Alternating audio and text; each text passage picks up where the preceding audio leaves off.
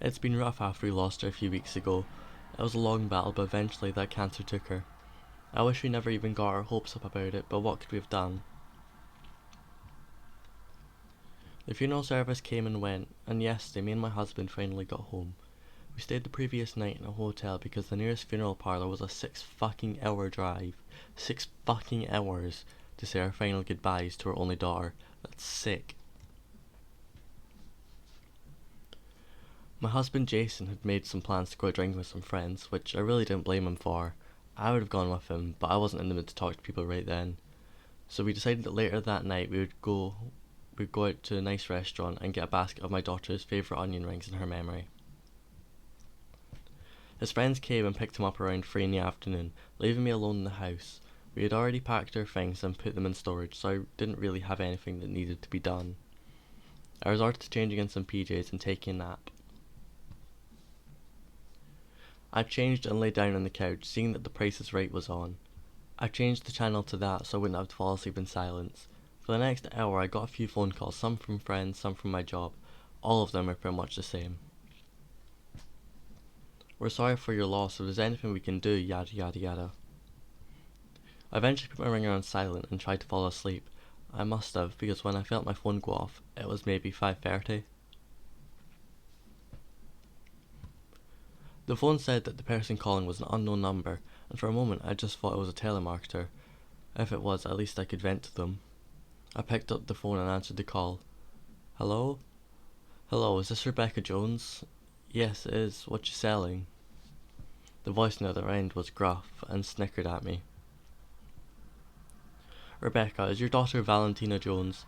Depends, who's asking? The person who had her tied up in his basement.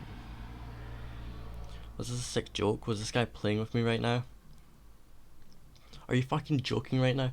My voice began to tremble, both with anger and with a sob slowly knotting up in my throat. My daughter is dead, I finally spat out.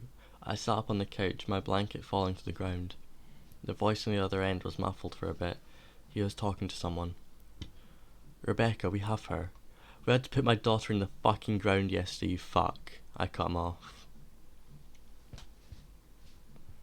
What kind of sick joke was this? I just had to say goodbye to my daughter for the last time, and now I have to deal with this? If this was a joke, it wasn't funny. Everything was quiet. Soon I heard something on the other end of the line. He was talking to someone. It was her, my baby, Valentina. Well, not her. That wasn't my daughter on the other end of the line, but I felt goosebumps go up my back as I heard that voice. It was her voice. It wasn't her, but that voice was my daughter's. That was the one thing I would defend, even if I'm telling till I'm blue in the face. A deep dread began to fill in my mind, a fearful cloud that seemed to soak me in a rain of terror. Soon, after maybe 2 minutes of silence, the gruff voice finally answered me. Then who, or what, do we have? He asked. I went limp, just laying back down, the phone still to my ear. I heard her voice again. It was closer to the guy this time. I heard him gasp out a few laboured breaths before I heard a splat.